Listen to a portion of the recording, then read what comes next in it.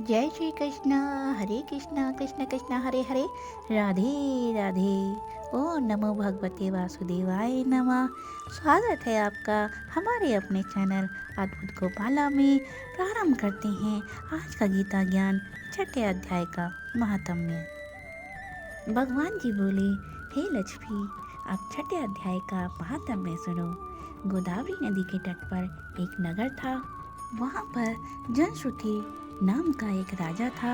वह बड़ा धर्मज्ञ था। एक दिन उस नगर में कई हंस उड़ते उड़ते आकर बैठे। उसमें से एक हंस बैठते ही उतावला हो उड़ा। तब नगर के पंडितों ने कहा, हे हंस, तू ऐसा उतावला क्यों उड़ा है? क्या तू राजा जनश्रुति से भी पहले स्वर्ग जाना चाहता है?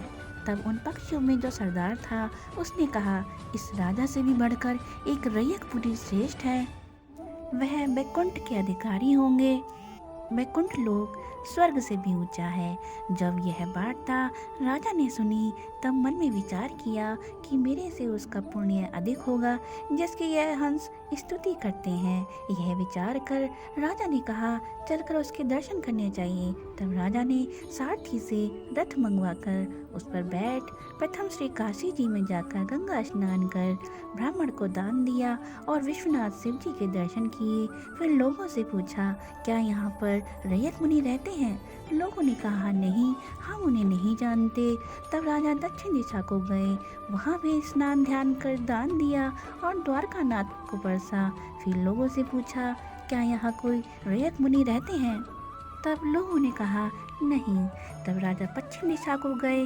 राजा जहाँ जहाँ तीर्थों पर जाते वहाँ वहाँ ही स्नान दान करते और रैयत मुनि के बारे में पूछते। फिर राजा ने उत्तर दिशा में जाकर श्री बद्रीनारायण जी के दर्शन किए और रथ को आगे बढ़ाया तो रथ नहीं चला।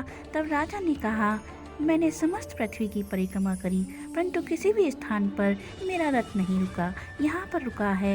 इससे प्रतीत होता है कि यहाँ अवश्य ही कोई ऐसी पुण्य आत्मा रहती है जिसके तेज से मेरा रथ आगे नहीं बढ़ता। तब राजा रथ से उतरकर आगे चले तो देखा कि एक पर्वत की कंदरा में मुनि बैठे हैं जिसके तेज से सूर्य की किरणों के समान प्रकाश हो रहा है। तब राजा ने प्रकाश को देखते ही कहा, रैयत मुनि होंगे। तब राजा ने दंडवत कर चरण वंदना करी तथा हाथ जोड़कर स्तुति करी। तब मुनि ने राजा का आदर किया और कहा, हे पृथ्वीनाथ, तू चारों धाम का प्रसन्नहारा पुण्य आत्मा है।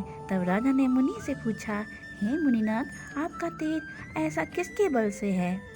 तब मुनि ने कहा, हे राजन, मैं नित्य प्रति गीता जी के छठे अध्याय का पाठ करता हूँ।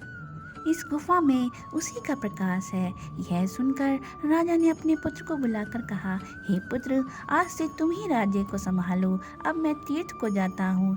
इतना कहकर राजा ने राज्य त्याग दिया और रैयत मुनि ने श्री गीता जी के छठे अध्याय का पाठ आरंभ कर दिया। तब वह राजा भी पाठ करने लगा जिसके प्रताप से वह त्रिलोकदर्शी हो गया। दोनों को वन में रहते रहते कई वर्ष बीत गए। एक दिन योग करते हुए दोनों ने देख त्याग दी।